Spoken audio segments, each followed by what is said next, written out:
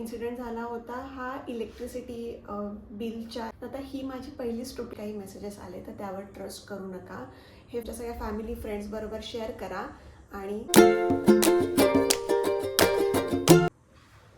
Hello, मी प्रियांका आणि माझ्या नवीन एपिसोडमध्ये मी तुमच्या सगळ्यांचं खूप स्वागत करते. तर रिसेंटलीच इंटरनेटवर मी ऐश्वर्या नारकर यांचा एक व्हिडिओ बघितला आणि त्याच्यामध्ये त्यांनी गॅस सिलेंडर ऑर्डर करताना त्यांच्यासोबत एक स्कॅम घडू शकला असता त्याबाबत त्यांनी शेअर केलं होतं. आणि सेम इन्सिडेंट माझ्यासोबत 2021मध्ये घडला होता. आणि आता गेली 5 वर्ष झाली स्कॅमर्स सेम मेथडचा यूज करून आपल्याला एक गंडा घालायचा प्रयत्न करतात. तर माझा हा व्हिडिओ बनवण्यामागचा पर्पज हा आहे की आपण ह्या प्रकारची इन्फॉर्मेशन आपल्या मित्रांसोबत, नातेवाईकांसोबत शेअर करून अशा प्रकारच्या गोष्टी टाळू शकतो.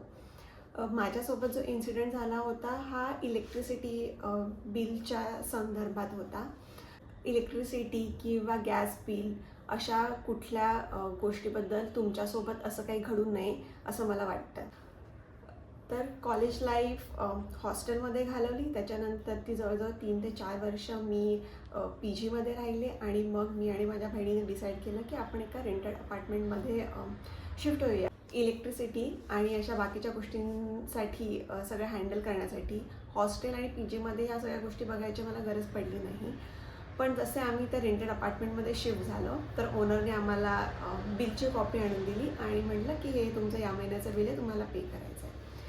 तर सगळ्यात पहिली गोष्ट की ओके, आपल्याला फिजिकली तिथे जाता येणार नाही, आपल्याला ऑनलाईन भरावं लागणार आहे. सो आम्ही ते सगळे डिटेल्स कलेक्ट केले आणि 1-2 दिवसामध्ये ते बिल ऑनलाईन पे करून टाकलं. त्याच्या 1-2 दिवसांनंतर ऑफिसमध्ये असताना माझ्या बहिणीने मला एक मेसेज फॉरवर्ड केला आणि ती मला म्हणाली की आपल्या ओनरने हा मेसेज मला फॉरवर्ड केला आहे. त्या मेसेजमध्ये त्यांनी असं लिहिलं होतं की तुमचं इलेक्ट्रिसिटी बिल पेंडिंग आहे आणि तुमची इलेक्ट्रिसिटी आम्ही आज कट करणार आहोत. त्या मेसेजबद्दल काही रॉंग असावं असं मला वाटलं नाही, कारण की तो आम्हाला आमच्या ओनरने सेंड केला होता आणि he is a very genuine person आणि एज्युकेटेड आहेत ते आय थिंक इंजिनियर म्हणून त्यांनी खूप वर्ष एका प्रायव्हेट मॅन्युफॅक्चरिंग कंपनीमध्ये काम केलं होतं. सो इमिडिएटली माझ्या डोक्यात आलं की ह्याच्यामध्ये असं लिहिलं आहे की तुम्ही तुमचं बिल आजच्या आज भरलं नाही तर तुमची इलेक्ट्रिसिटी कट होईल. फर्स्ट टाईम 2 मुली एका रेंटेड अपार्टमेंटमध्ये शिफ्ट झाल्यात आणि आता लाईट नसणारे असा मेसेज आल्यानंतर आम्ही थोडंसं पॅनिक झालो. त्याच्यामध्ये त्या मेसेजमध्ये एक नंबर दिला होता की या नंबरवर तुम्ही कॉल करा.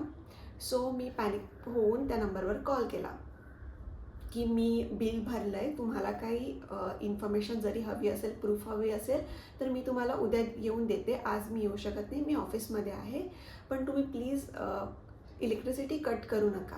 आता ही माझी पहिली स्टुपिडिटी होती की मी त्या नंबरवर जाऊन कॉल केला आणि त्या माणसाला कळलं की अरे ही पॅनिकमध्ये येऊन कॉल करते आणि एक चांगलं कस्टमर मिळालं आहे गंडा घालायला हे त्याला कळलं.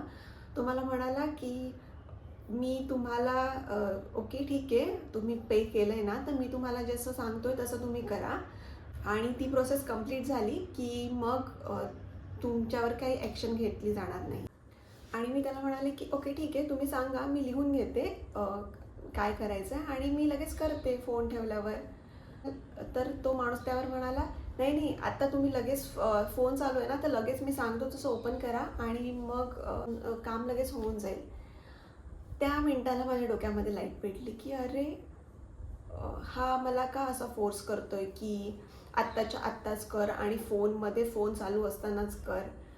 आणि मी त्याला म्हटले की सॉरी, मी आत्ता नाही करू शकत, मी लिहून घेते काय करायचं आहे ते. त्यावरती तो माणूस माझ्यावरती चिडला खूप आणि खूप मोठ्या मोठ्यात बोलायला लागला की तुला काय कळतं का की तुझी इलेक्ट्रिसिटी कट होणार आहे आणि तू असं वागतेस वगैरे.